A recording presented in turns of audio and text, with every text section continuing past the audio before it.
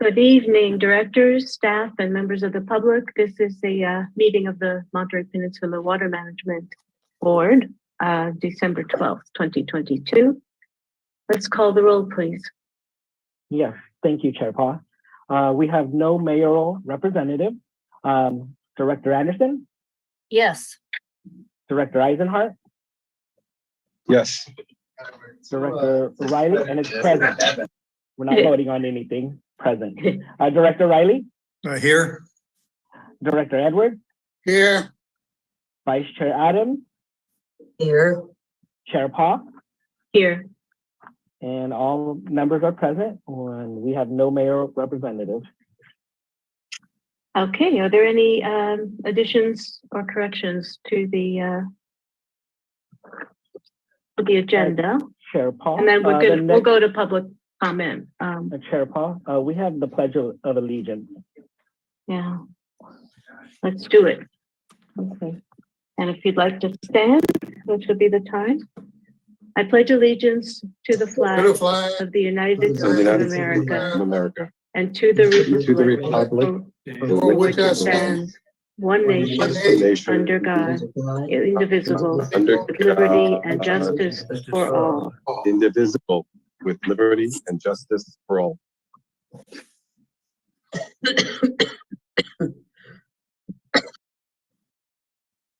And now we're going to swear in our directors for this coming term. Thank you, Chair Paul. So at this time of the agenda, I would like to swear in Director Alvin Edwards and Director Edwards. Please raise your right hand, and you may remain seated for this,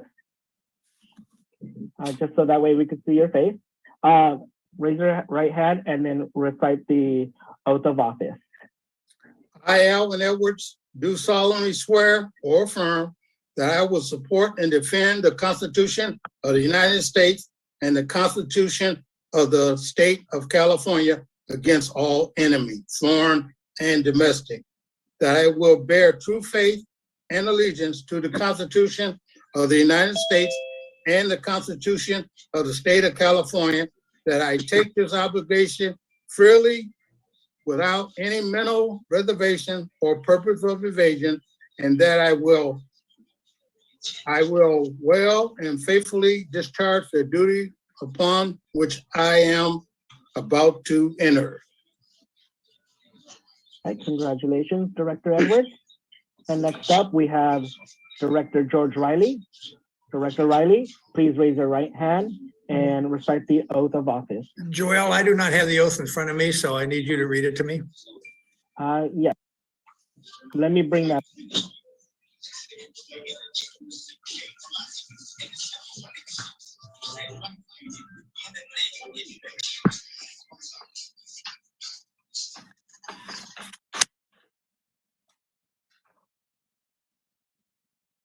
All right. I state your name.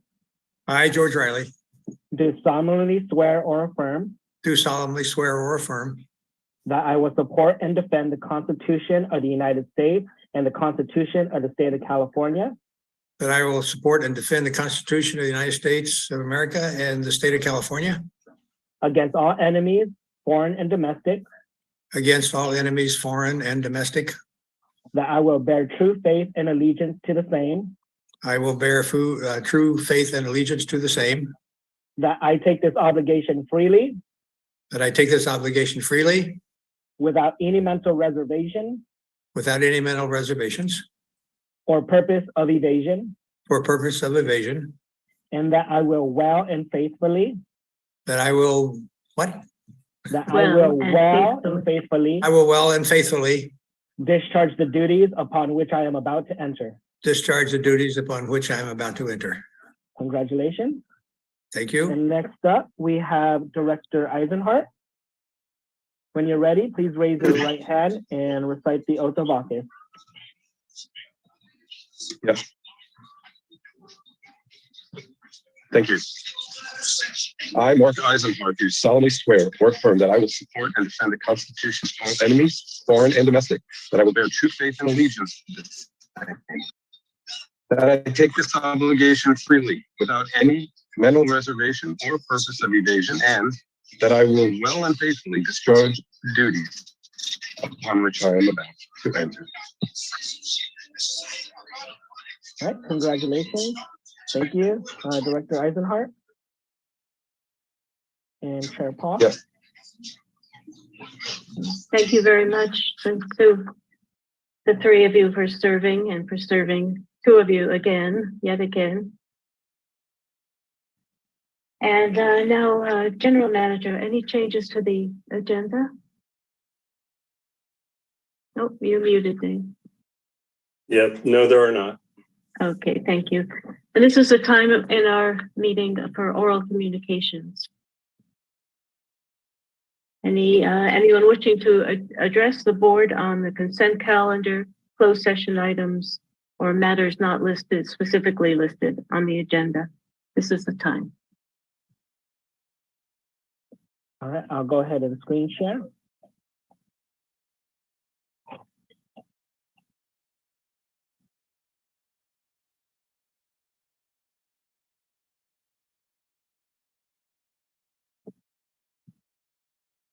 Joel, you're on mute.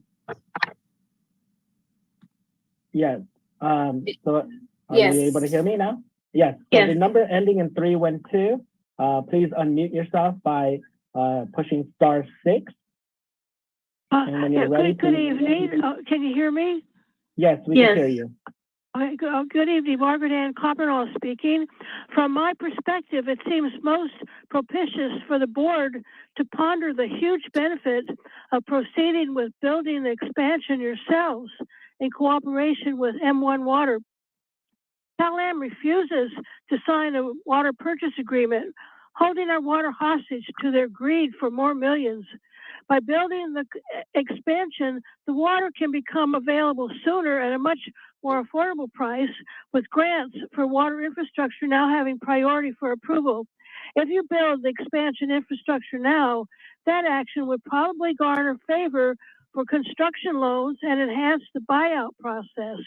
Cal-Am, according to published sites, gained $1 billion this past year, yet they never have enough, which is the kernel problem with addictive behavior. It will never be enough. Please consider building the expansion now without waiting any longer for Cal-Am to request more hearings and make more demands. That is their strategy for stalling so they can negotiate their way to Coastal Commission condition fulfillment. In my opinion, it would be a mistake to wait any longer to start the construction and delivering the needed water to the ASR. Congratulations to Board Directors Edwards, Riley, and Eisenhart. We are surely blessed by your election to the board. God bless you all. Have a happy holiday, a Merry Christmas, with hope and joy for a productive new year. Thank you so much. Thank you, Margaret Ann. And next up, we have Susan Schiavone. Susan, when you're ready, please present your comment. Hi, I just want to welcome back Mr. Riley and Mr. Edwards. Thank you so much for running again, and to especially welcome Mark.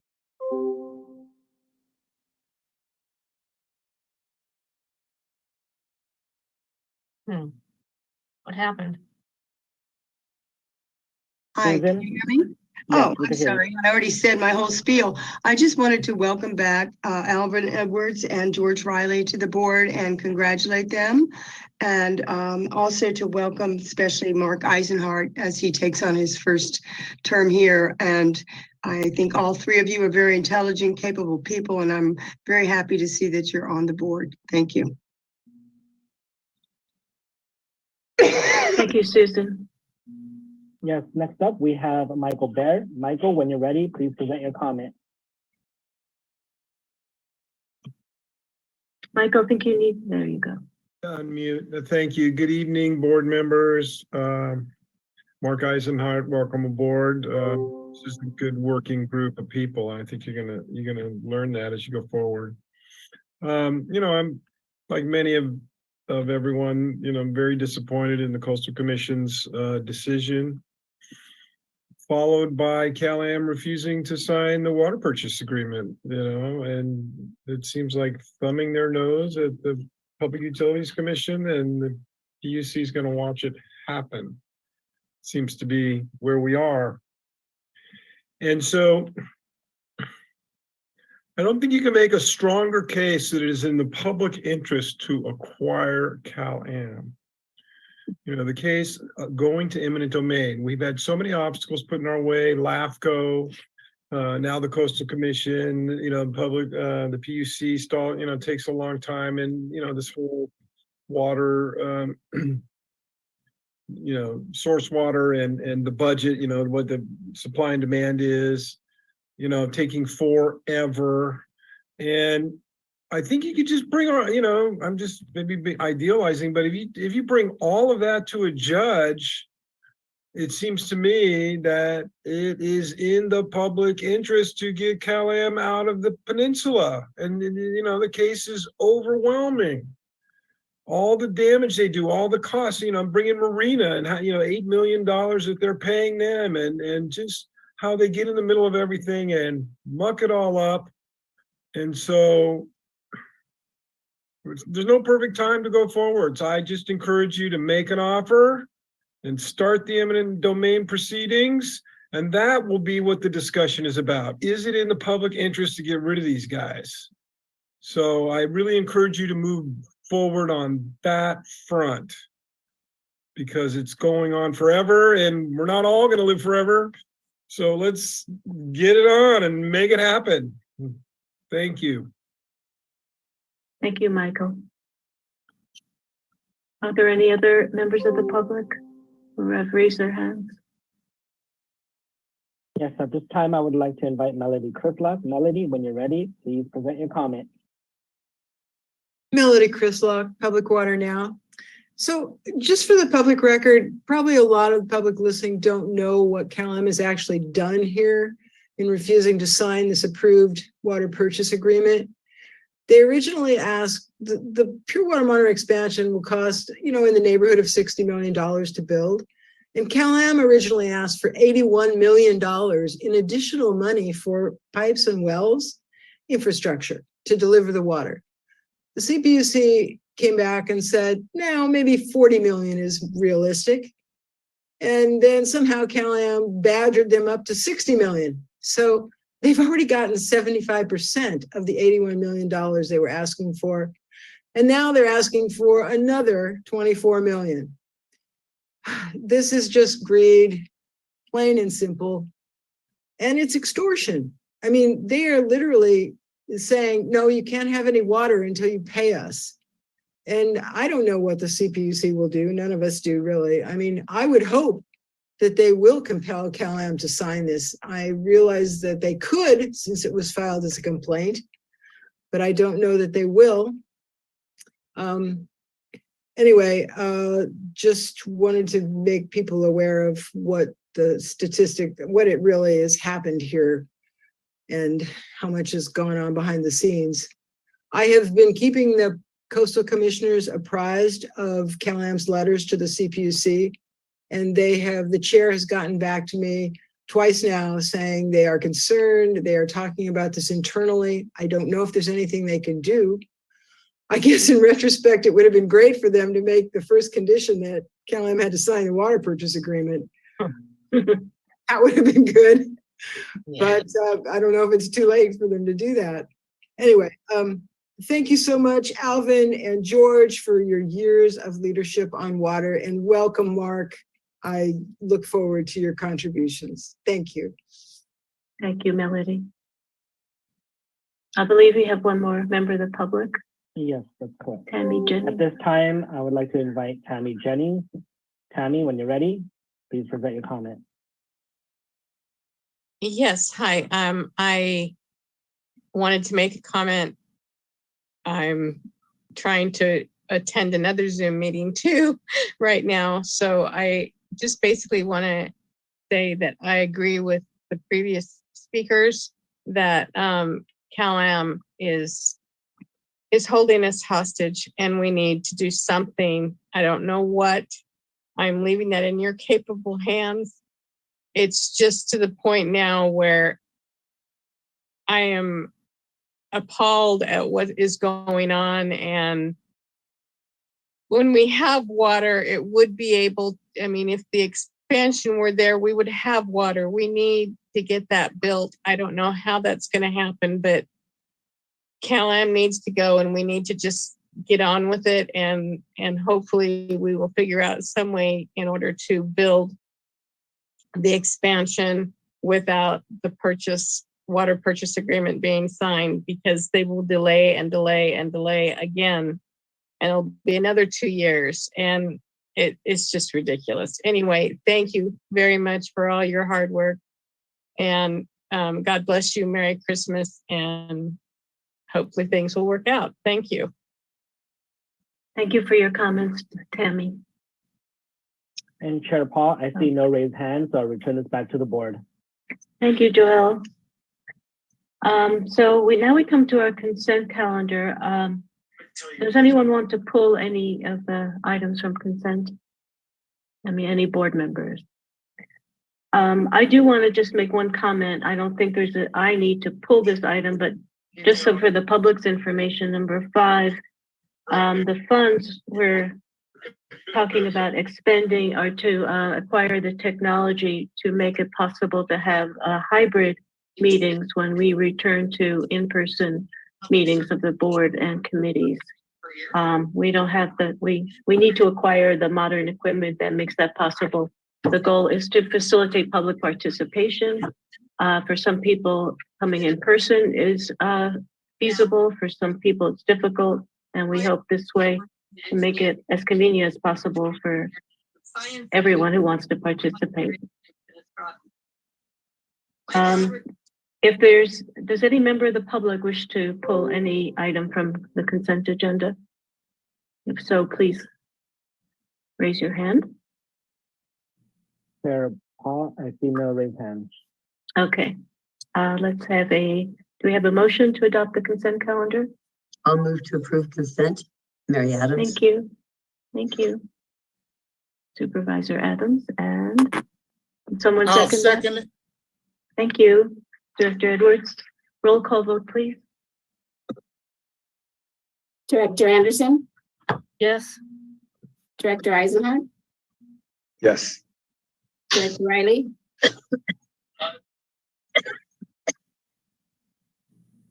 Director Riley, Aye. Sorry. Director Edwards, Yes. Vice Chair Adams, Aye. Chair Paul. Yes. The motion is adopted. Okay, that was 6-0, right? 6-0. Thank you.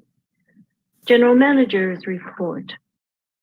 Yes, Joelle will run the presentation for us, and we're only 2 months into the new water year. So there's not a whole lot to report except the raucous activity that Mother Nature gave us over the weekend. So with that, and for those of you who sit on Water Supply Planning Committee, you can throw out the ASR update staff note because quite a bit has changed, which I'll touch on. Next slide. Here you can see that we are fully within compliance of the budget targets for the water year, but again, there's only 2 months into the water year. And as you see, the Seaside Groundwater Basin will be the one to watch because of the limit of 0 in Laguna Seca. Next slide. As far as the other specialty project areas, we've recovered more Pure Water Monterey recovery than the target. And this is because of a little bit of balance carry forward into the water year from the previous water year. You may recall that our delivery obligation of 3,500 acre feet is on a fiscal year basis. Planning is typically done on a water year basis, and a lot of reporting is often done on the calendar year basis. So they're not always going to line up 100%. little bit of good news. You can see Sand City desal has been producing in the first 2 months of the water year, almost at budget, which is a very positive sign. Next, the proxy for customer demand, which is production for customer service. Here too, it's only 2 months in. I don't think there's much that can be derived from knowing that we're 44 acre feet below last year. You may recall that the last 8 years total demand for customer service has been relatively flat in that 95, 9,600 acre feet per year range. And it's just too early to tell to make any conclusions for the current year. Next slide. Now things get a little interesting. Rainfall totals for November were pretty much on average. One of the things that bothered me at the Coastal Commission hearing was when the table was set by Secretary Crowfoot, and he went on to say, as we enter our 4th year of drought, new water supplies are so important. And he completely missed a common element of water supply planning, and that's local conditions. Humboldt County is not the same as San Diego County. The Monterey Peninsula is not the same as Yolo County, and so forth. We have not entered a 4th year of drought. In fact, we just declared it to be a drought because we finally closed our 2nd dry year, or critically dry year, in a row on September 30th. As we begin this new water year, you can see November was normal, and December is going to prove to be above normal. Let's go to the next slide, please. Here you can see the San Clemente rain gauge. What's really fabulous is that we had 2.7 inches on Saturday and 0.9 inches on Sunday. So about 3.6 overall at San Clemente, and we're already at 7.9 inches at San Clemente. At Los Padres Dam, we had 3.7 inches on Saturday and 1 inch on Sunday, and we're at 10.2 inches total at Los Padres. And so what you can see from this next chart, and again, it's not to get all excited about, but the orange dashed line shows that through the first 2 months and current is we're on track to be a normal and very close to being above normal. Now, the reason I say don't get too excited is last year turned out to be a dry year, yet we had all that rain in December, and it was enough to refill the entire Carmel Valley alluvial aquifer, which is a positive. But anyway, nevertheless, I would say to Mr. Secretary, don't count your drought years until they're hatched, and we'll wait and see how this year goes as a rainfall type. And then finally, stream flow lags, and you can see October and November are way behind historical averages. You can fully expect December to catch up. Los Padres Dam filled Saturday night and spilled on Sunday and reached 2,000 cubic feet per second at Highway 1 Sunday morning. You got to watch it almost in real time on our website. And the lagoon breached naturally for one of the very few times in recent memory. Last time it was natural was the winter of 2016-17. But typically it's county employees out building a artificial channel, and then a little baby breach happens, which then allows the lagoon to exit to the ocean. At this point on Sunday morning, it was rollicking. The lagoon, I believe, remains breached. I'd have to go check that, but I don't think it's closed itself up yet. And so what we're seeing here in the very first month is aquifer storage and recovery started today with some flushing to the back pit. There was a whole lot of new learning that had to take place with the advent of the parallel pipeline in terms of which pipe's going to be routed which way and which valves do that work, but they were on it today. And we'll have the first water down the hole, so to speak, injection scheduled for tomorrow. So the single rain that we had likely may only get us 6 to 8 days of injection. And all of that will be focused on ASR wells number 1 and 2 for injection. But we also see about 7 days out in the forecast, more rain potentially. So hopefully that gets extended. You may recall last winter, we began, I believe it was roughly the 15th of December, could have been the 17th. And we went on into the beginning of the second week of January. And then that was it. That was our entire injection season. So as I said, let's not get our hopes up, but things are looking terrific. We could not have injected any earlier than December 1st. So we're kind of, following Mother Nature to her best. We didn't lose too many days, and we will keep the board informed on how ASR performs. So with that, that concludes the GM report. Well, thank you. What great news. George? Director Riley? A question, Dave. Who are the entities that cooperate on the piping, the flow from ASR and into the basin and so on? Yeah, we've got a really good team of our team, Monterey Peninsula Water Management District, and Cal-Am's team with feet on the ground. They communicate very well together. They work very well together. A lot of mutual respect. Individual levels of experience. We've been kind of the injectors, and Cal-Am's been the extractors through time, but we both know each other's job pretty well. And so, yeah, we've got, a team in constant communication. John Lear kind of leads that charge from our shop. Alyssa, I'm going to forget Alyssa's last name, so I apologize, Alyssa, who hopefully isn't on for Cal-Am to not hear me butcher her last name. I know Chris Cook is on, and they're all in constant communication. So Is the water master part of that team?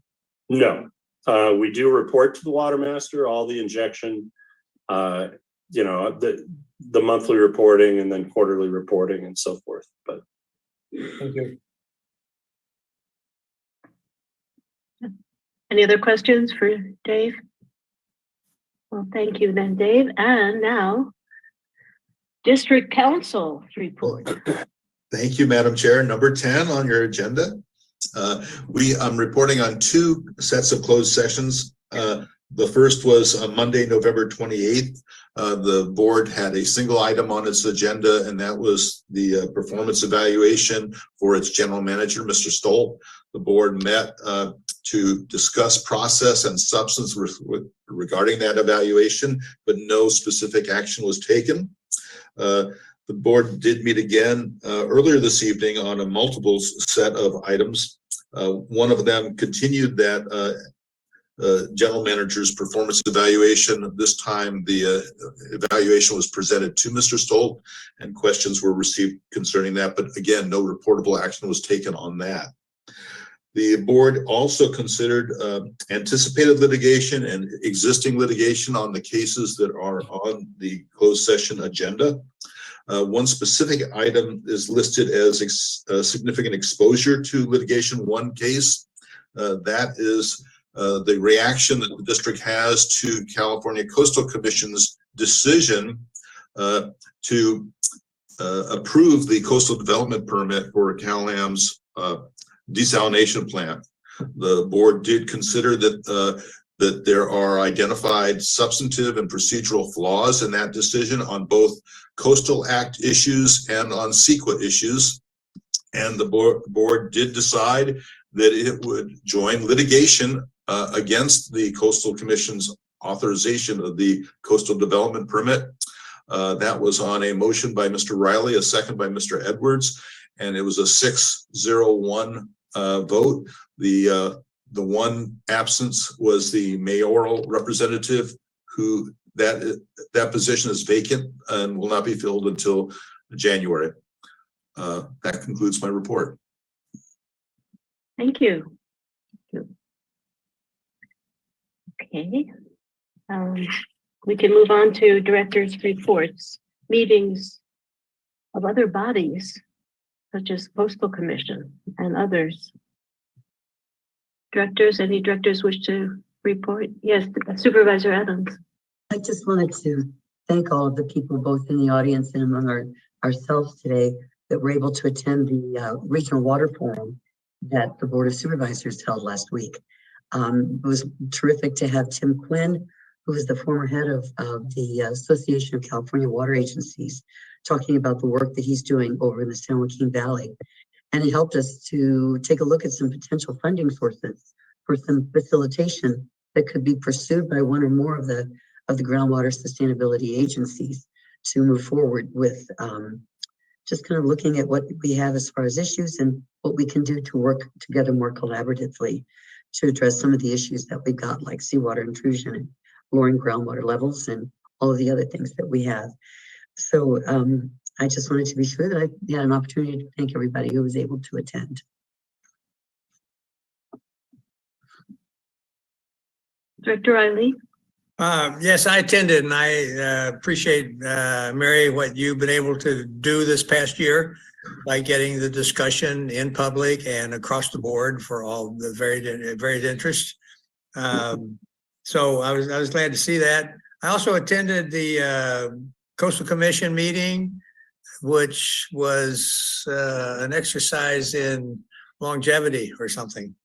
I also listened to the PUC discussion of that issue on water purchase agreement. Also, there was a water master meeting about 10 days ago or so. They're still wrestling with how they're going to treat and prepare for the kind of saving this Salinas Basin because there is an overdraft problem and they're trying to sort out what it is. There's going to be a lot more discussion of this in 2023. I also went to a realtors meeting, which was kind of strange, but interesting. And the meal was fine, but nothing bad to report. And this, did I say I went to Mary's Forum, at the board chambers. Anyway, been busy and it's surprising. I've had December supposed to be slowing down. I haven't gotten there yet. Other reports? Yes, Director Edwards. Thank you, Chair. Attended the Coastal Commission with the other directors and Chair and Director Rowley, the supervisor was there. So we had a good 13 hours of here in the Coastal Commission, but I attended that. I also attended Seaside City Council to inform on the Seaside, to inform on the Coastal Commission decision and the water purchase agreement that the PUC approved. I also gave them my statements that the public ought to build that project instead of waiting on Cal-Am. And more will be said on that on December the 14th, 2022 at 11 p.m. Please be there in public to hear it. 11 a.m. a.m. in the morning. So I also attended Monterey One Water board meeting that they had. They had a resolution that they approved for a $77 million WIFIA loan. And they're waiting on a water purchase agreement to be signed. That don't seem like it's going to be signed. So the district, I hope, will move forward on that on the way. I attended the Water Master meeting. It was in public. They had an in-person meeting. So I attended that with Director Riley. And their board got around and talked, but here what's steady going on with the Water Master. That's all I have at this time. Thank you. Thank you, Director Edwards.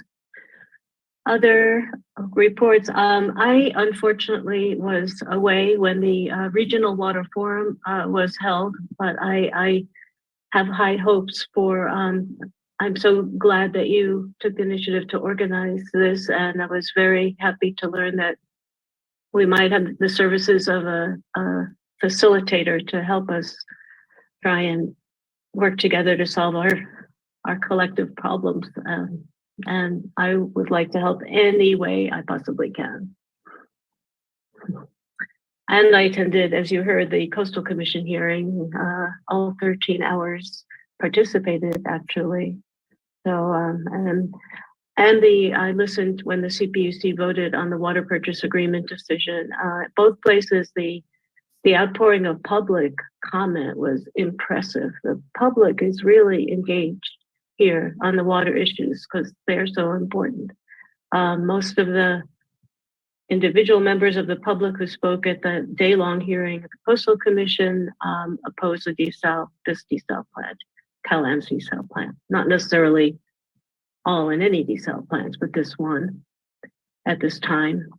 And all the public commenters at the CPUC hearing spoke in favor of the wanted the CPC to approve the water purchase agreement because we need that recycled water yesterday.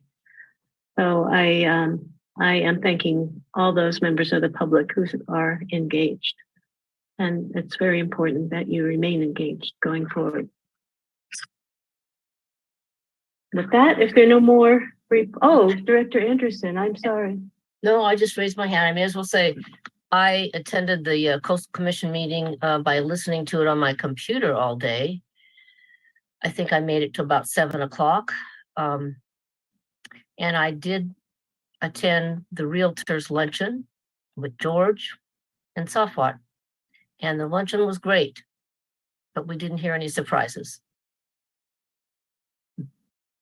Thank you for attending.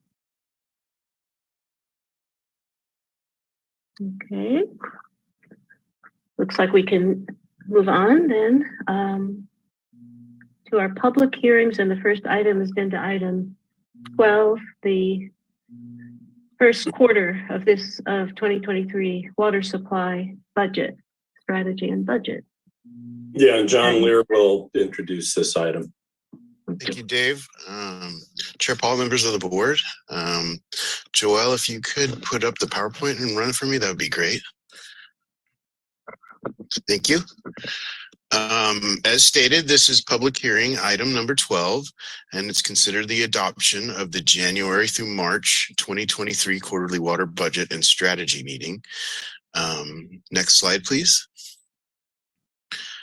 Take this opportunity to welcome Director Eisenhart, and I'll go into a little bit more background on this since I try to do that when it's a director's first meeting. Every quarter, we meet prior to the next 3 months with California American Water staff, Fish and Wildlife staff, NOAA Fisheries staff, and Water Rights, the California Water Rights Board staff.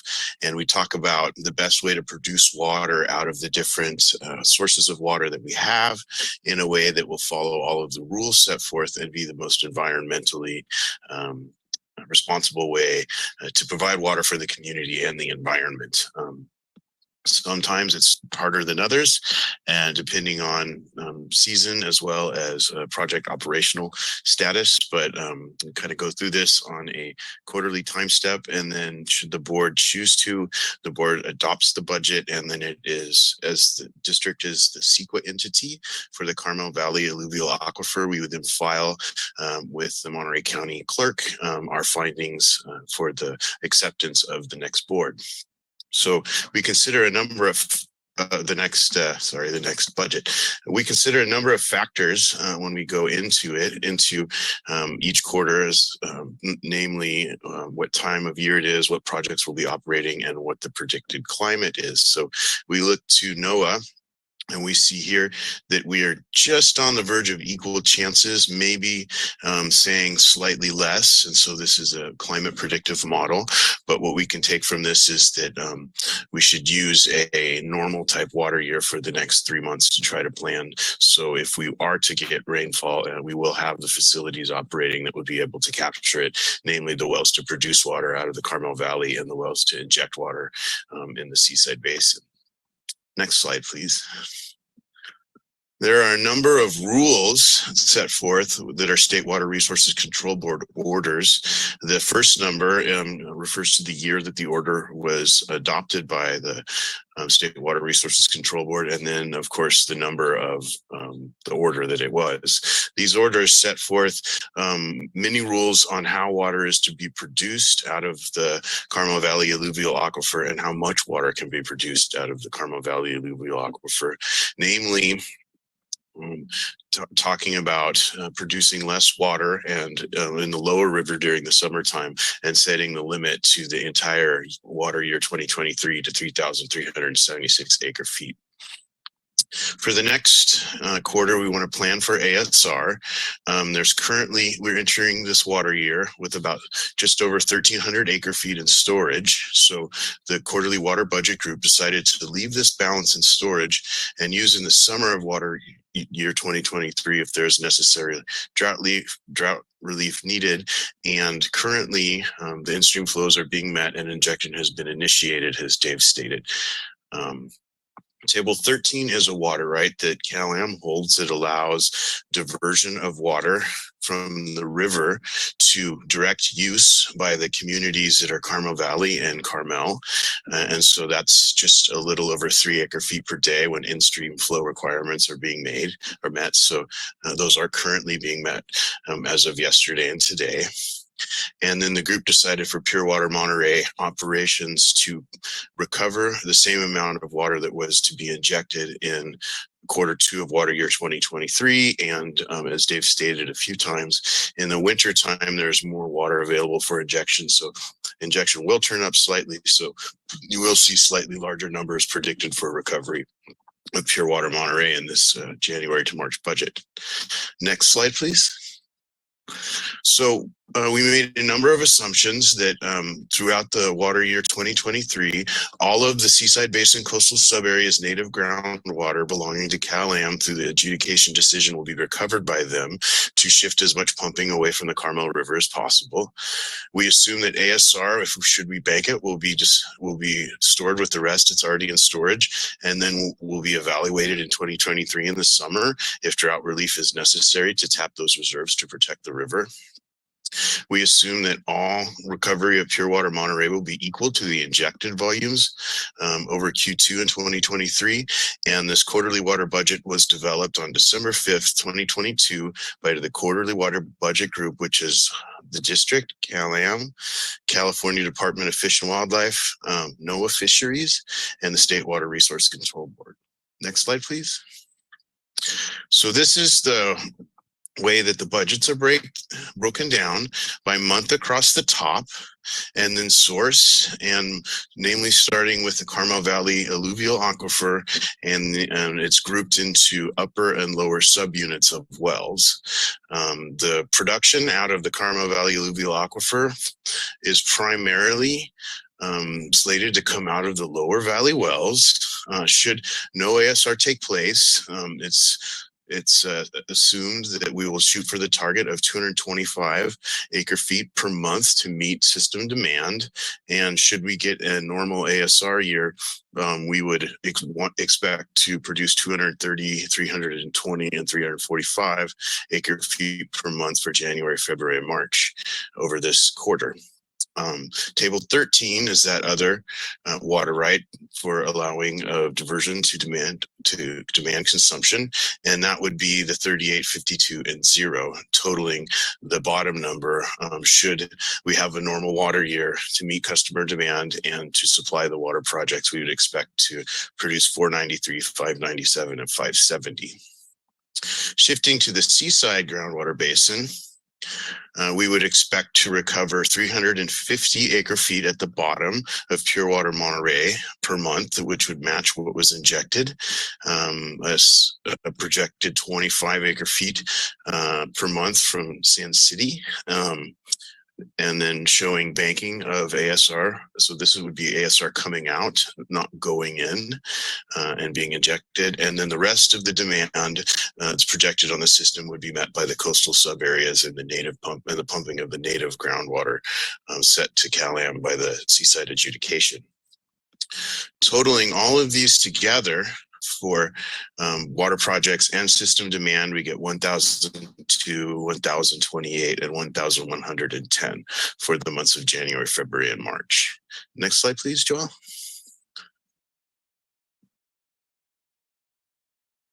I'm trying to advance it. Thank you. There we go. So the recommendation from the staff would be to, should the board choose to adopt the proposed water supply and budget for CalAm's main system for the second quarter of water year 2023 for the January March 2023 period, and staff will then subsequently file the correct CEQA action with the Monterey County clerk. And then I return it back to you, Chair. You're muted, Karen. Sorry. Questions for John? Thank you, John.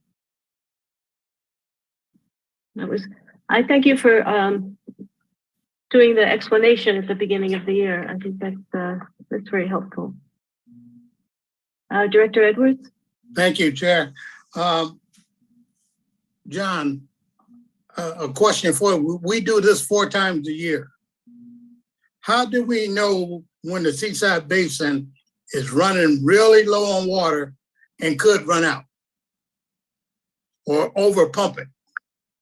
Well, the over pumping of the Seaside Basin would refer, if you're talking about the adjudication decision, it would be totaled at the end of the water year, and each quarter we're going through to assign the pumping so it stays within. The pumping in the Seaside Basin is actually within the adjudicated limits of the Seaside Basin. So you would look to see if you're within the limits. You could also look to see how much water you have banked in the Seaside Basin, which there is over 1,300 acre feet of water banked in the Seaside Basin.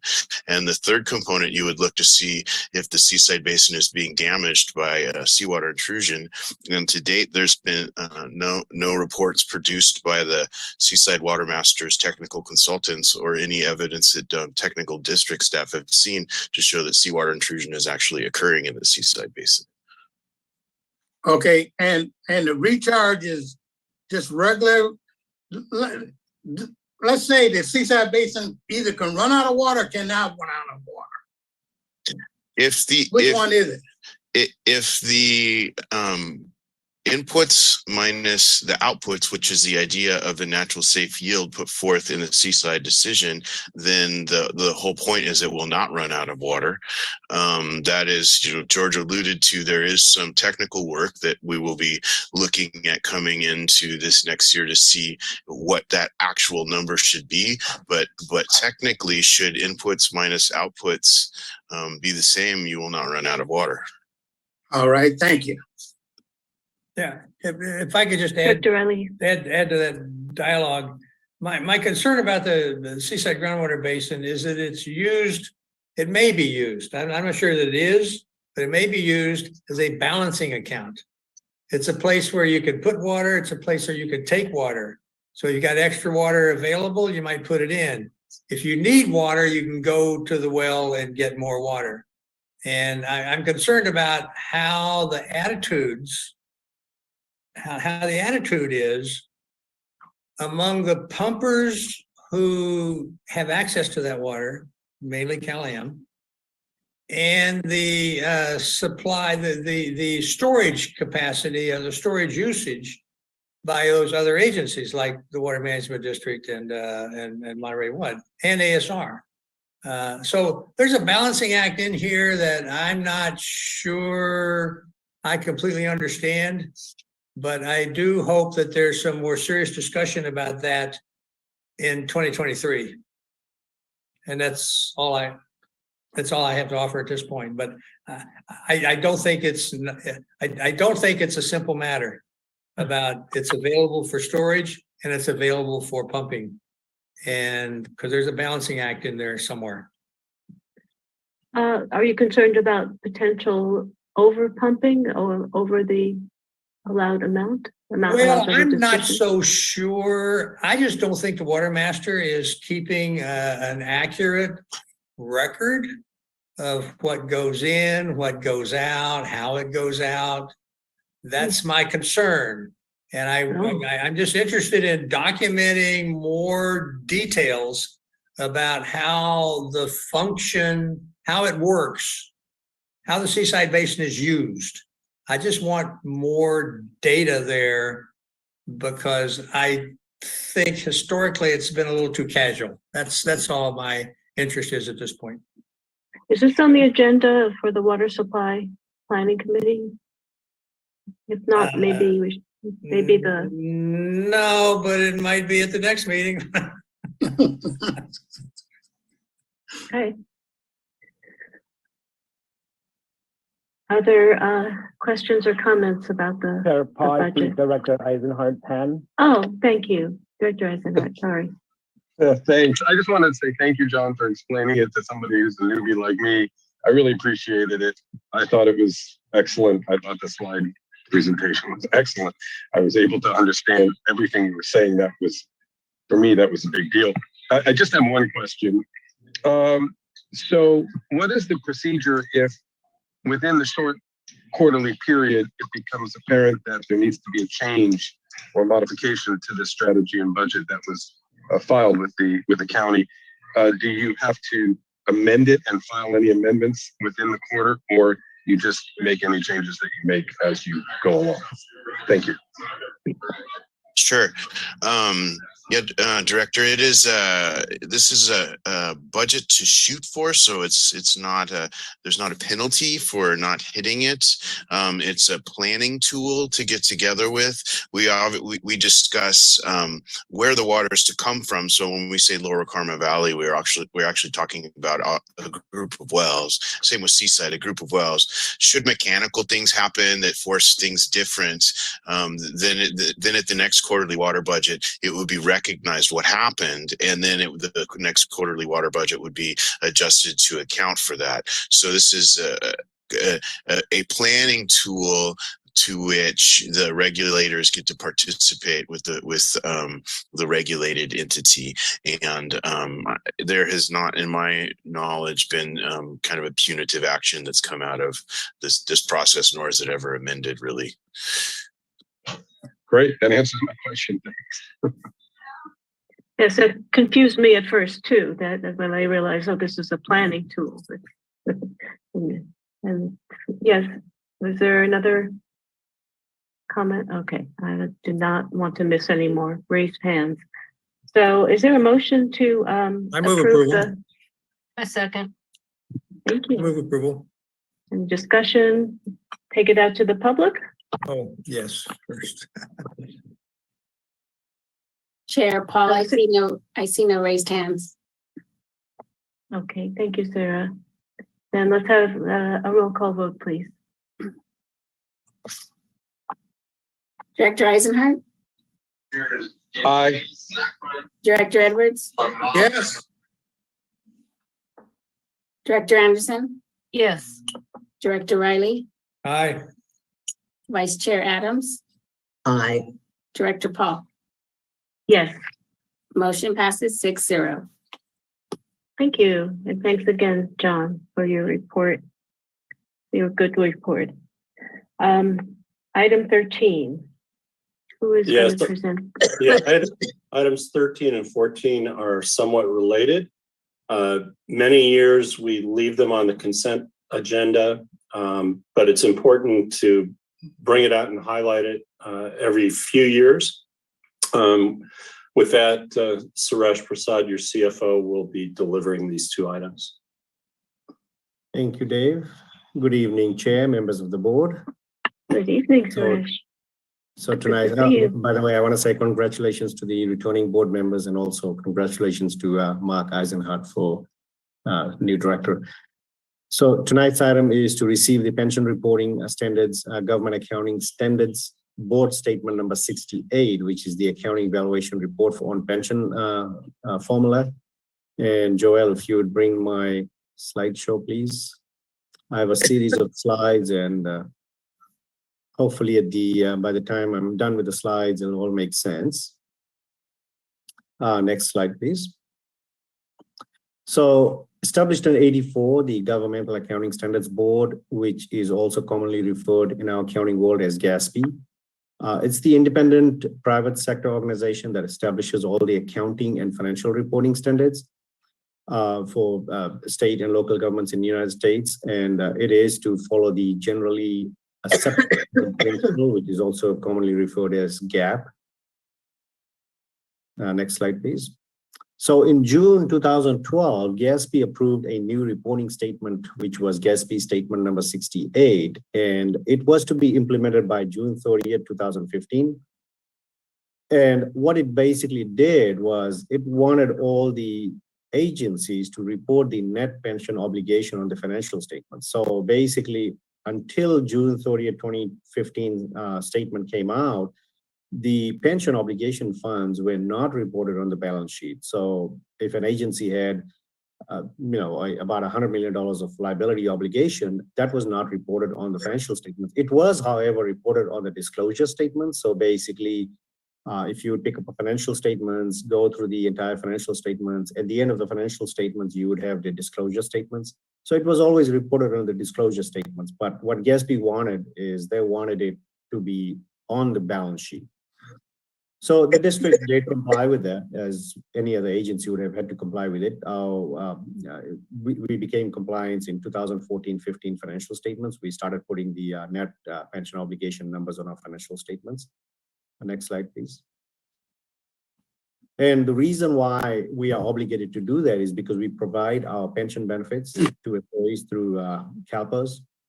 For classic members prior to January 1, 2013, if the board members remember, there was a PEPRA reform in 2012.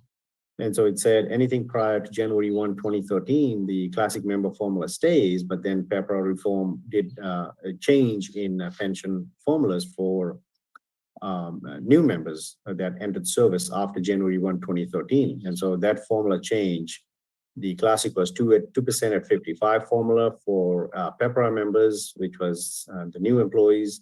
The formula changed to 2% at 62. Next slide, please.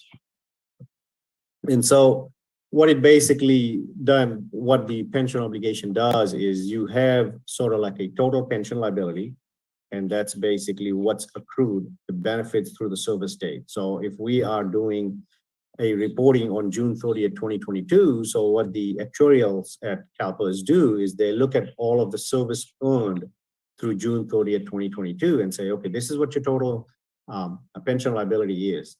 Next slide, please. Then what they do is they also look at the fiduciary net position, which is sort of like the assets. So what they say is, how much have you contributed towards the system? And what CalPERS does is without contribution, they invest that into the market itself. And so the market fluctuates, does good, does bad. But at the end of the day, again, they go to June 30th, 2022, the measurement date, and they look at it and say, okay, this is how much asset you have on books. And so you have your total pension liability, you have your fiduciary net position. And then what they do is they calculate the difference, which is the net pension liability. So that's what needs to be reported on the financial statement. So basically you have your assets, and you have your liability, total liability, and the difference of that referred to as net pension liability. And that's what shows up on the books. That's what we are required by GASB 68 to report on the financial statements. Next slide, please. I'm trying to advance the slide. Give me a second. So then turning our focus onto our net pension liability for the district itself, the section shaded in or with highlighted around with the red box, that's the numbers. The measurement date is June 30th, 2021. CalPERS is always a year behind, but what they do is they take the measurement date, they do all of the calculations, then they do a rollover. So they are reporting us that number that I'm showing there, $3.5 million, that they are saying that that's the $3.5 million net pension liability obligation. is as of June 30th, 2022. However, the measurement date they used was June 30th, 21, a year behind. So that's why it's a little disconnect, but I have to, for disclaimer purposes, I have to show the measurement date. I can't say that that's actually the calculation date. So the measurement date is an important date that we have to report on. So I've showed 3 years of NPL here. If you look at June 30th, 2019, it was $5.5 million at that time. June 30th, 2020 reporting date, which was again for fiscal year ending June 30th, 21, was a little over $6 million. It was about a $500,000 change from 2019. But if you look at June 30th, 2021 measurement date, which is again reporting for June 30th, 2022, it has a significant drop, about $2.5 million drop in the NPL.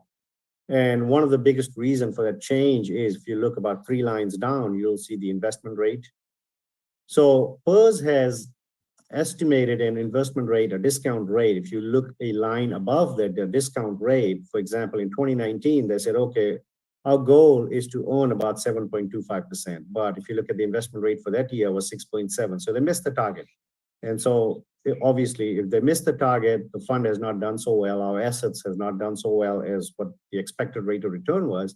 So there's going to be a little change in NPL, which basically will bring our pension obligation a little bit higher. Then if you go to measurement date of June 30th, 2020, you'll see the discount rate, PERS had reduced the discount rate to 7% because they were missing the target. It started with 7.75% on the discount rate, and every year they've been kind of like adjusting that. Their goal was to get to 6.8%. So in 2020, the discount rate at 7%, you look at the investment rate, which was 4.7%. They missed the target by about 3%, or actually 2.3%. So again, the fund did not do so well. But then now, if you go to measurement date of June 30th, 2021, you'll see the discount rate at 6.8%. That's what their goal was, always to have a discount rate at 6.8%. But if you look at the investment rate of return, it's about 21.3%. So they did tremendously well fiscal year ending June 30th, 21. And so that's why you see the big significant change in the NPL.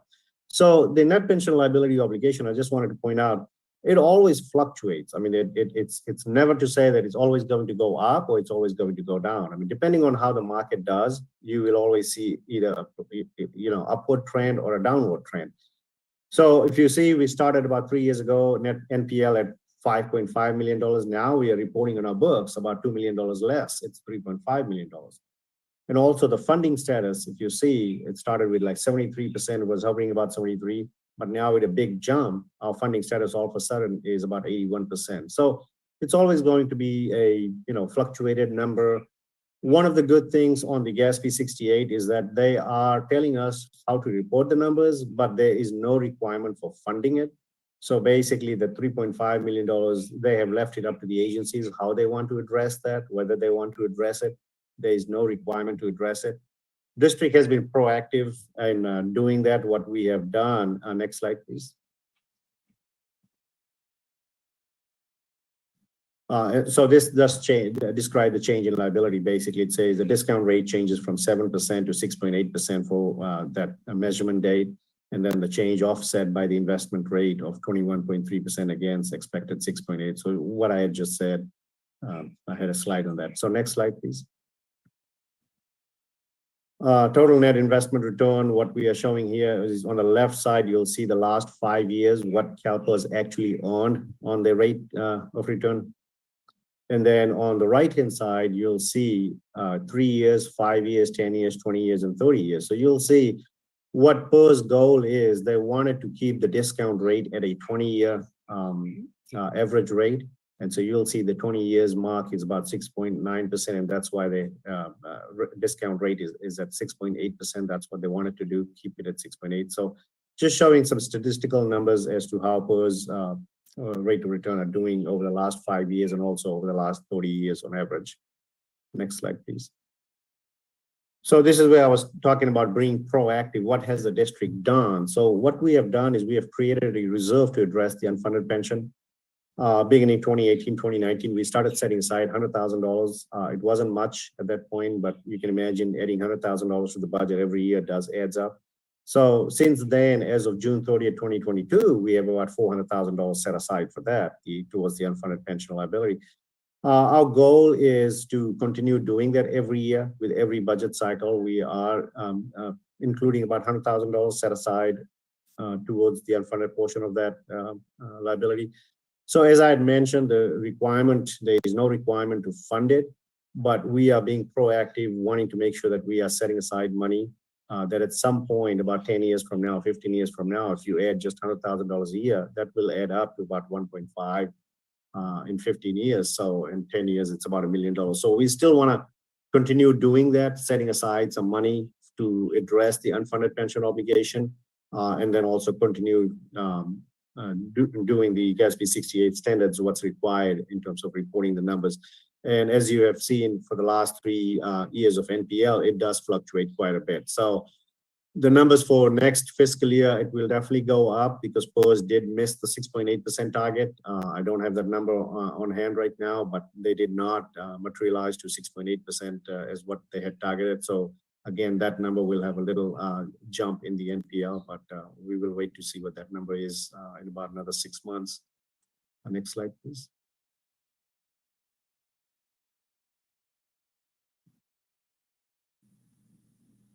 Stuck. So the recommendation is to receiving the pension reporting GASB statement number 68, which is the accounting valuation report. There is no other action required apart from just receiving the report. And that concludes my presentation. Yeah, and I just want to add to Suresh's presentation that when you compare last year to this year, plus our balance in they're discretionary, they're not trust funds, but almost $500,000.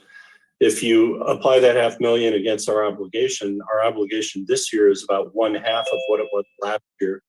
So when you hear members of the public or others start to make statements about certain liabilities that the district's carrying, this is why sometimes it's not in your interest to go out and establish a trust fund or to do a borrowing, what's typically called a sidecar borrowing of pension obligation bonds.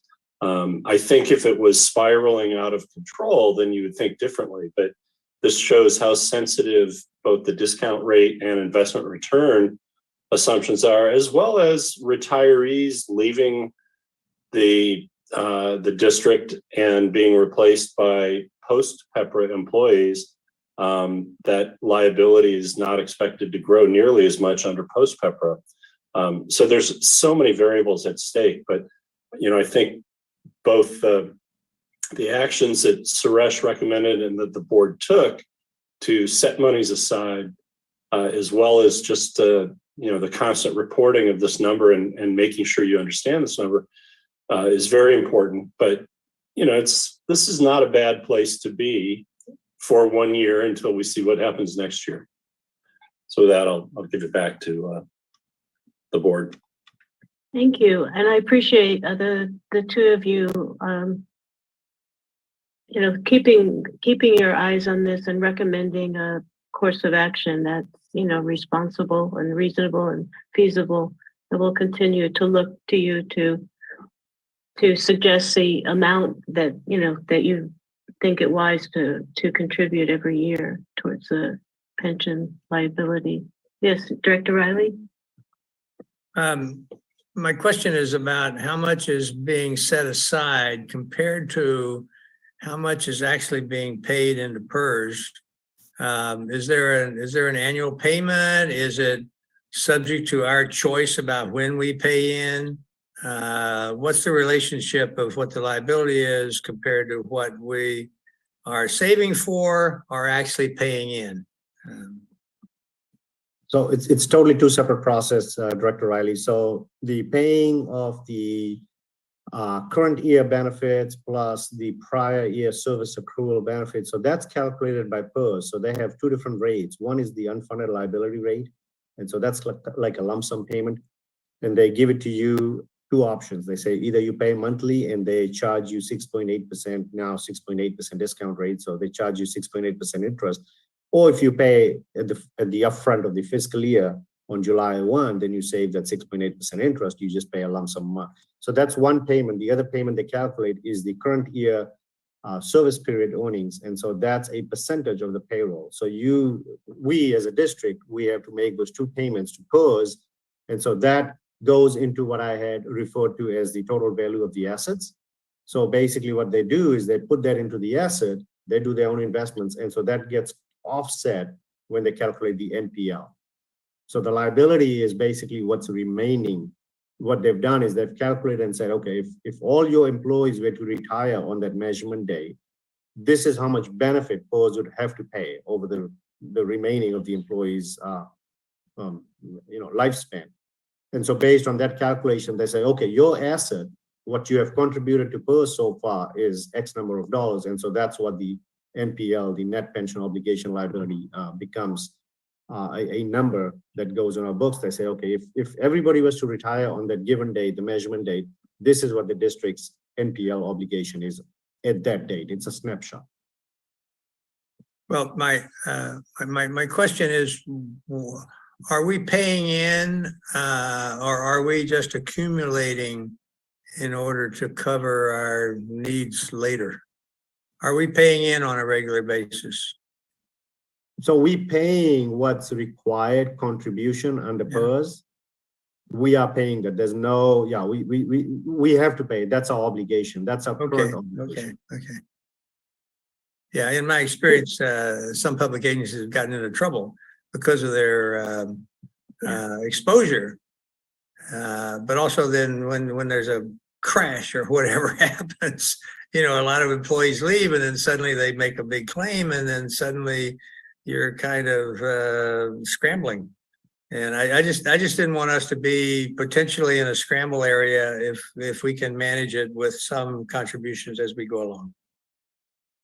Yeah, that was the Superfund era about 20 years ago when agencies, we have NPLs right now, our pension obligation, our funding status are less than 100%. But about 20 years ago, agencies were super funded. They were over 100% funded. That's when PERS gave agencies options and said, hey, you don't have to pay for your current year obligation if you don't want to because you already are 100% funded. And so agencies were not paying into funds at that point. And I think some agencies got in trouble, agents with bigger NPL amounts. Yeah, I'm a little old school. Okay, thank you. So the $100,000 per year actually goes into two CalPERS and reduces our pension. Nope. No, that's with the district. That's at the discretion of the board. So far we've accrued $400,000. That's actually at the board discretion. It's kept internally. Oh, we can use that to buy water. Yeah, and we do the same for the next subject, which is OPEB. So we do 100,000 for each. So at the end of this year, we'll have a $500,000 in each account, but it is discretionary. When I mentioned trust funds earlier, you can actually set up a trust where you can't get back at those monies at any point in time. And they're just dedicated to the pension obligation. Occasionally, not frequently, we've seen points in time where the trust actually exceeds the pension liability, or it could.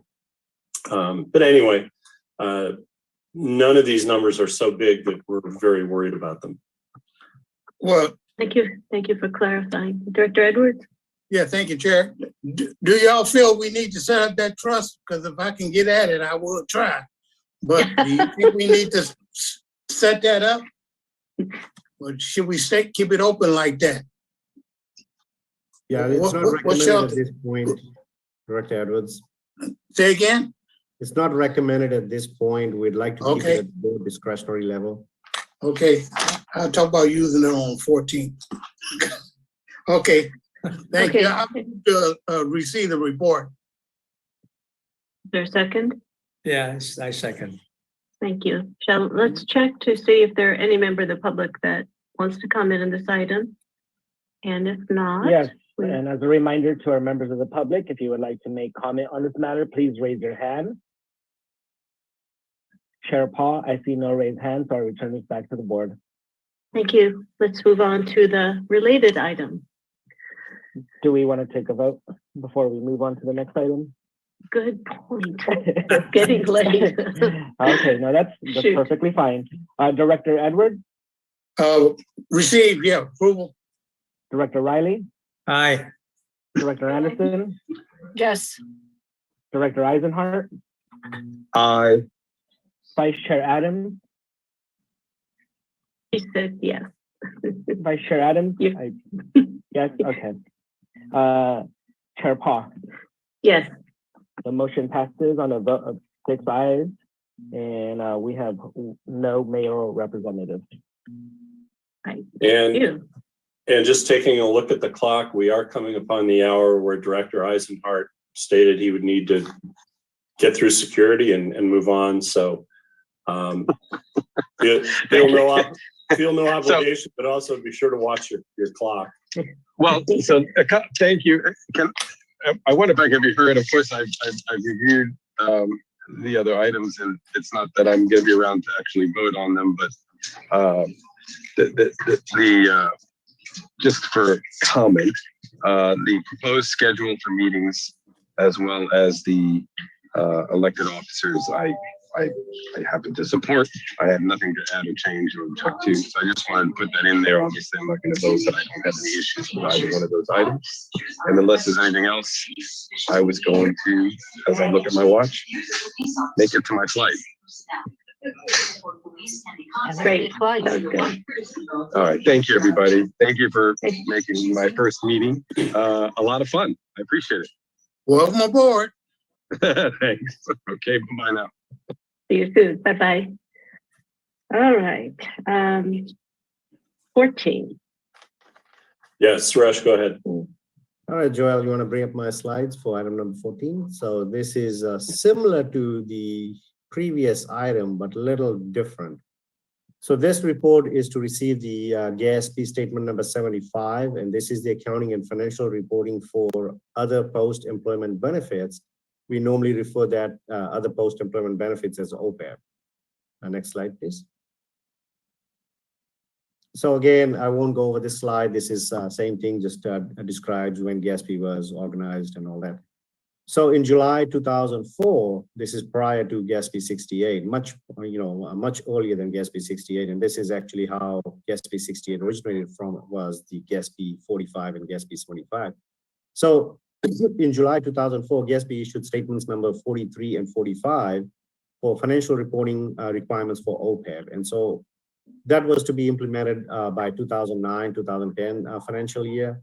And what that did was basically what they wanted us to do was just to record the current year OPEB obligation. So they said, okay, calculate on your current year. So the financial year you're working on in the let's just say the implementation date was 2009-2010. So what they said was, if you are working on a current fiscal year, figure out what your obligation is for that current year, and then report only that portion of the obligation. So if you would have accrued the benefit for that fiscal year, let's say it's just like one, whatever the portion for that current year is, and then whatever your assets are for that current year, then only report the current year net obligation on your financial statements. Nothing to do with prior year obligation.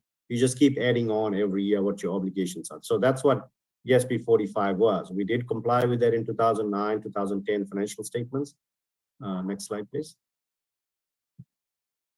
And then in June 2015, they wanted to make our lives complicated. They issued GASP statement number 75. And so what they did was they revised the prior reporting requirements for OPEB.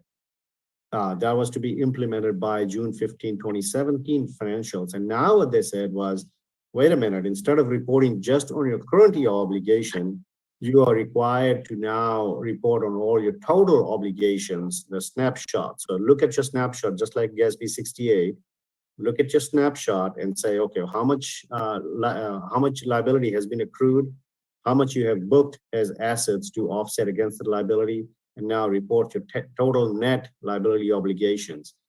And that was to be to go into compliance with the 2017-2018 financial statements, and we did comply with that. Next slide, please. And the one reason why we have to report on the OPEB obligation is because the district provides healthcare premium to retirees. We do have 2-tier employees, tier 1 employees, which again, when PEPRA came about, district also took proactive action and negotiated through the MOU. So anybody prior to July 1, 2013 being hired, they have the tier 1 benefits, which is if you have less than 15 years with the district when you retire, your retiree medical benefit premium is going to be $540 a month. That's fixed. If you spent more than 15 years with the district and if you retire, in 2021, that number, the retiree healthcare benefit number was 1,332. That's escalated 3% each year. So I'm giving you a 2021 number, but you can imagine that number keeps going up every year by 3%. Tier 2 employees, so anybody hired after July 1, 2013, regardless of the number of years, service years you have with the district, the retiree medical benefit is fixed at $540 a month. So this is the reason why we have to do the OPEB calculation and report on our books, because we are providing a other post-employment benefit to the employees. And so we have to report what our obligation is, and we have to report on the financial statements what our obligations are. Next slide, please. So again, similar to on the PERS side, the OPEB liability, that's basically, again, taking a snapshot. We have to hire actuarials that actually do this type of calculations. They look at the measurement date. With this one, it's not a year behind. They actually do the measurement date when it's required. So for our financial statements ending June 30th, 2022, the actuarials went in, looked at the numbers, the snapshot as of June 30th, 2022. So they look at all of the obligations from the OPEB liability. So they basically look at the demographic employee data and say, okay, let's assume all of these employees are going to retire. So as of today, the snapshot, how much benefit has been accrued. And so that's what that OPEB liability number becomes. Next slide, please. Then they look at the fiduciary net position and say, okay, if there's any actual amount of assets held in the pension trust fund or a plan that we have, then they take that into account. In district's case, there is no plan. We don't have a asset set aside. We are only doing a side fund. So that's not considered a fiduciary net position, or that's not considered as a market value of assets. That's basically just considered a side fund. So then they look at the net pension obligation, which is basic liability, which is basically just the difference between the total liability and the FNP, which is the net position, and say, okay, this is what your net pension, net OPEB liability obligation is as of that measurement date, which is again, that snapshot as of that date. So next slide, please. So they did the calculation for June 30th, 2022, and they came up with a number which is a little over $5 million. I am reporting the last 3 years of OPEB liability. As you can see, that number has been creeping up a little bit by about $500,000 each year. But that's because there are some different changes. They look at the healthcare trends. They look at the discount rates, which is basically the market rates, what's being dictated.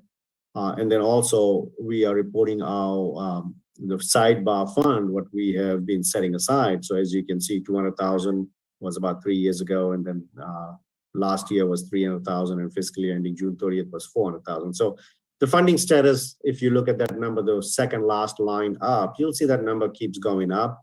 Again, our goal is to keep building on that side fund, 100,000 each year. It doesn't sound much, but when you add that over a period of time, just imagine if we would have been doing this thing 20 years ago, we would have already had $2 million, over $2 million in the on the books. And so that would have been offset against that liability.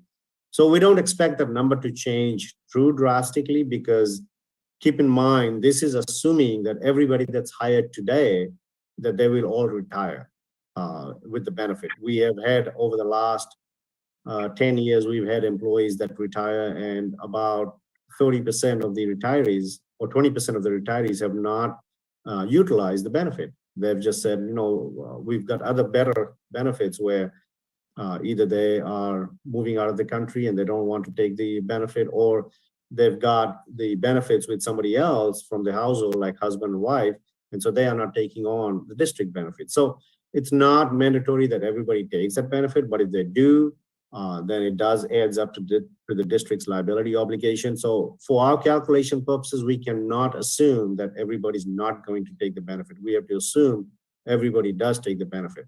We've also had employees that have actually left employment and went on to other places of employment. So if they don't retire from the district, that benefit doesn't materialize. So again, it's just a snapshot that's saying, if what would happen if everybody was to retire from the district and take the benefit. Next slide, please. This slide describes the change in liability, what happened, why the 2022 numbers went up by about $500,000. So the discount rate did change, it went up, which is actually a good thing. When the discount rate goes up, it's actually counting a better rate of return. And then the other one is the net change between the current year expense and the contribution. So here, what they do is they look at the census data, they look at the premiums, they look at the healthcare trends, and then also what had been missed in the prior calculation was district also provides partial Medicare Part B reimbursement. This is something that was not captured in the previous calculations. So they also had to make some adjustments for that on this calculation. So all those cumulatively, that's what brought the number up by about $500,000. So we don't anticipate that number to grow significantly because, as I had mentioned, there are going to be employees that leave employment. Also, the new employees, if let's just say somebody leaves and somebody else replaces them, remember we have tier 2 employees now. Anybody hired after January 1st, 2013, they're on the reduced benefit plan. And so that does help with the obligation as well. So it'll hover around that number. We don't, like I said, we don't expect to see a big jump in that number, but our goal is to keep pumping $100,000 into the sidebar fund. Also keep in mind that the current year obligation, like all of the retirees, we have about 14 retirees so far. We are paying on a pay-go basis. So when they are turning in the reimbursements, we are paying those directly out of cash, out of the current year budget. And so that's why we don't expect that number to jump that much because the current year obligations is partially being met, and then $100,000, which is the other part of it, is set aside. Next slide, please. So this is what I was describing. What have we done? Same thing like the pension. When we did the reserve for the pension, we did set aside the reserve for the OPEB as well. And that began 2018, 2019. So as of June 30th, 2022, we have $400,000 in that fund. And for current year 22, 23, we have set aside another $100,000. So we want to continue doing that with each current budget cycle. We will continue doing that, setting aside money. And again, as I had mentioned on the GASB 68 side, the requirement is for fund is to report the numbers on the financial statements. There is no requirement to fund it. So we are not obligated to fund it. But again, as the district, we want to be proactive and continue addressing these and whatever we can do to make sure that that money is available if and when we need it all at the same time in future. Next slide, please. So again, the recommendation is just to receiving the GASB statement number 75, which is the post-employment benefits other than pension valuation report. And that concludes my presentation on that. Thank you, Suresh. That was very clear. And thank you also for your written memo, which is very clear. Yes, Director Riley. This is a little bit related to just our ability to finance whatever it is we do into the future. It seems to me the latest COVID experience, the last couple years, there are more kind of insecurities, I think, in corporate America about employment. And I think there may be more tendency for people who have jobs with public agencies like ours to stay the length and not leave. And so that I think that if that's true, then it puts a little more pressure on us to be a little more prepared. That's all I'm saying. And I don't know if I have the right logic there, but I don't think there's anything urgent now. But I do think over the next 5 years, there may be a trend towards something that increases public agency exposure to retirement benefits as people may leave the corporate employment. Just a thought. Any other questions for Suresh or Yeah, comments? just one from me. Do anybody come in and check and make sure we're following the guidelines? Yes, the auditors do that. So on both the GASB 68 and the GASB 75 numbers, actually does get audited by our auditors as well before they get put on the financial statements. Okay, because I appreciate what you've done tonight on these two items. I do believe the public needs to know what the district is doing with retirement, because that big flare up years ago, and I heard it out of PG and everywhere else about retirement. And I'm glad you did this tonight, and I appreciate it. Yeah, Yes, and I was just going to add, Director Paul, is that both of these numbers we are only reporting on. The first one, the GASB 68, those report comes out from CalPERS, and CalPERS auditors audit those numbers, and then our auditors looks at those demographic data and compares those reports and do an audit on that as well. And then on GASB 75, we are required to hire a external actuarial firm to actually complete the report. So none of those numbers that goes on the financial statements, they're not reported by us. They actually are reported by third-party entities. We have to verify that those numbers are correct, and then we just have to put it on our books. Good. it sounds like it audited 6 different ways. So there's a reason for that. So, as to your comment about the public knowing what we're doing, that Dave Stolt mentioned in the beginning that sometimes these reports are put on the consent calendar, but it's good every now and then, at least, that we go through this to educate all of us and let the public know. This is thoroughly looked at. This is our policy of putting aside the reserve, and this is also thoroughly looked at. It's very good to know the public can have confidence in how we're handling it. Director Anderson.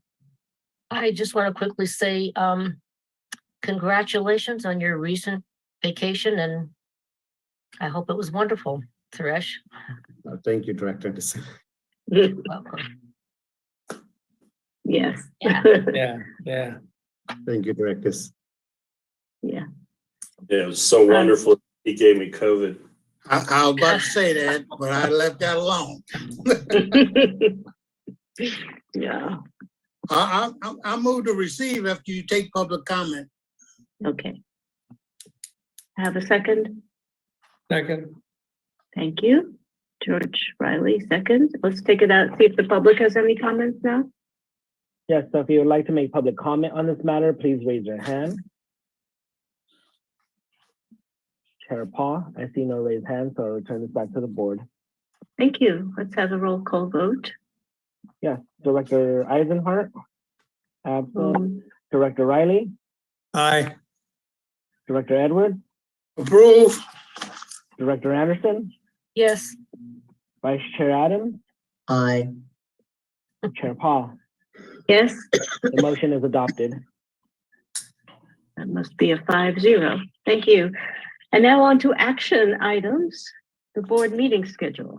Yeah, we'll let Board Clerk Joelle Pablo cover both of these items, 15 and 16. Good evening, board members. So the board schedule that I presented in your board packet this evening includes the calendar for 2023 through February 2024. The only dates that I've moved a week in advance are the January meeting date and then also the February meeting date. So I hope those 2 dates works for the entire board. So the original schedule that was approved by the board as of last year originally set the first meeting of the year to Thursday, January 26th, I believe. And we went ahead and moved that up to January 23rd. And then the same thing goes with the February date. That February date was originally scheduled for February, I want to say the February 23rd of 2023, and we moved that up a whole week to February 13th.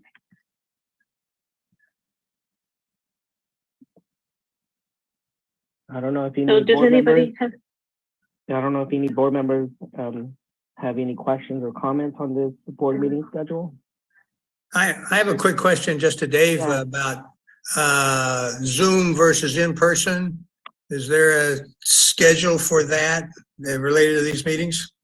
Yeah, our intent is to go to in-person with the February board meeting, depending on any public health statements. The governor's emergency is terminated as of the end of February. We think technologically we'll be ready to receive public comment via participation on Zoom as well as in person. Thank you. So any issues about the dates, the board schedule? Just a reminder, when we need to show up in person, that would be nice to put on the reminder from Joelle. Old habits. And committee meetings. I don't think we've decided when. Are we going to go back to committee meetings in person in February also? I thought we were gonna keep them all Zoom. Yeah, the only, so technically our Finance and Administration Committee is a Brown Act committee. So it's going to be subject to re-regulation back to normal. But the other committees will have the option to meet via Zoom. Okay, so. Yeah, I think when we get new chair and vice chair seated after item 16, that'll be a subject of conversation. Okay, that makes sense. All right, so do we have a motion to adopt this schedule? So moved. Thank you, Mary. Second, I'll second it. And let's have a roll call vote. I am assuming, maybe wrongly, that we don't have public comment on this board schedule. Right, so if you have any public comment on item number 15, please raise your hand. Chair Paul, I see, actually, nope. Nope. I see no raised hand. All right. Let's vote, please. Director Edwards? Approval. Director Riley? Aye. Director Eisenhart? Absent. Director Anderson? Yes. Vice Chair Adams? Aye. Chair Paul? Yes. The motion is adopted. Very good. And our last action item is the election of officers. And as you know, staff is recommending following the usual rotation, and which I support. And I'm going to go ahead and unless, do you have anything you want to say about it, Dave, or is it's pretty? No, we'll either need nominations for chair and vice chair or just simply a motion to follow the board rotation as described in the staff note. Yeah. Well, I was going to just move that we follow the recommendation of the staff note, which includes, of course, besides chair and vice chair, the secretary and treasurer, which sometimes gets forgotten. So that is my motion. Is there a second? You got a second. I'll second it. Thank you. So any discussion or questions? Well, I got a question. I mean, I got a comment. When is it appropriate to thank Karen for a wonderful year of leadership and keeping us on track and being stimulating in the discussions and making a huge positive contribution to our process last year or this year and at the end of it. So I don't know whether it's appropriate to make that comment, but I did. Well, that's very generous of you, Well, you George. did. People always say, "Oh, it's a group effort," but boy, is that really true? I feel like so much support from staff and council and fellow board members every step of the way. And the public. So I really felt like I felt support and help from all of you all along. Very good. And the chair when Chair Edwards was chair, which was my first year, and I was vice chair. He's a good mentor. Thank you. And I want to say my thank you for next month when they give you your gavel. So, I don't want to stretch it out, but I appreciate everything you've done. All right. You have done a good job. I'm proud of you. Thank you. And I look forward to passing the baton, and we'll have great leadership next year. I know it. I agree there too. So let's vote on the motion. Director Eisenhart, absent. Director Anderson, Yes. Director Riley, Aye. Director Edwards, Yes. Vice Chair Adams, Aye. Chair Paul. Yes. The motion is adopted. Very good. And that leaves. Mary's got her. Congratulations to our new chair-elect, vice chair-elect. And we're going to get you out of here at a decent hour, I think, Supervisor Adams. I didn't want to say anything until I was formally elected, but I must tell you, you will be one hard act to follow. And the only reason that I could possibly accept the chair of this is because you indicated you'd be right there for me. And I so value that. You've brought such clarity to the board meetings. You just have such a depth of knowledge that, as I said, you're going to be a tough act to follow, my dear. And I wouldn't be able to do it without you, as they say. And knowing who I have right behind me, who'll have my back, Amy Anderson, I'm going to follow both of you. Very, very happy about that. So I'll wait until the gavel is handed over officially to make my real remarks, but I just wouldn't want the evening to end without knowing how much I've appreciated all the work that you've done this year. Through a very difficult time, you've really been a stalwart. It's been a pleasure as well as a great learning experience, and I feel the praise is way more than I deserve, but I do really mean it when I say that if any way I can help in the coming year, and there probably will be, please, ask for help if you think I can help with anything. Thank you. Everybody heard that, right? Oh yeah, we heard it. Because you are going to be one busy lady. And Again, Supervisor, you better get some rest the way you've been coughing, and your horse, get some rest because you're going to need it. Thank you. I definitely do. And Dave, I'm glad to see that you look perked up a little bit. all right. Everybody ready to retire for the night? How about treasurer and secretary? That was in the. That was in the motion. Secretary and treasurer. We just elected our secretary and treasurer also. So I think the remaining items are informational, and there are interesting letters you can read on your own time. Happy holidays to all of you. We are adjourned.